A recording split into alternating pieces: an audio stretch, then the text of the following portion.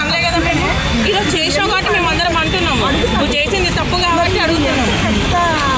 నీ పాట వల్ల ఒకడన్నా ఇప్పుడు నీ కనీసం నీ ఐడిలో చూసుకో ఏమైనా బాగుందా?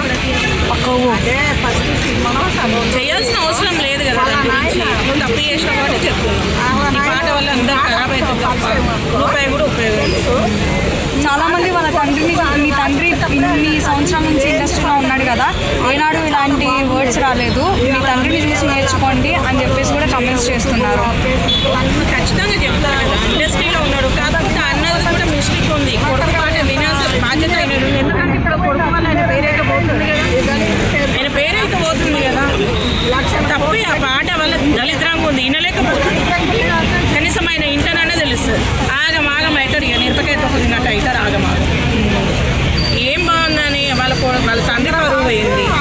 మమ్మల్ని ఇన్ని రోజుల నుంచి అనలేదు, ఇప్పుడు అంటారంటే ఇన్ని రోజుల నుంచి ఇట్లాంటి దళిద్రమైన పాట రాలేదు కదా. ఇప్పుడు వచ్చిన ఫ్యూచర్లో ఇలాంటి స్టార్లు ఇంకెవరైనా పుట్టుకొస్తే ఇలాంటి పాటలు అంతే. ఇంకా పుట్టుకొస్తారా? పుట్టుకొచ్చి అంత ఉందా? మంచి దానికోసం పుట్టుకరమ్మని అందరం వచ్చి సపోర్ట్ చేస్తారు. ప్రతి ఒక్కరు వచ్చి ఇప్పటికీ సోషల్ మీడియా వాళ్ళందరూ సంఘాలు నాటిపోతారు. ఏం పాట ఏం కాట ఇంకోటి పుట్టుకొచ్చే అంత అవకాశం ఉందా? వచ్చి కూడా మనం ఒకసారి ఎట్లా చూపిస్తాం.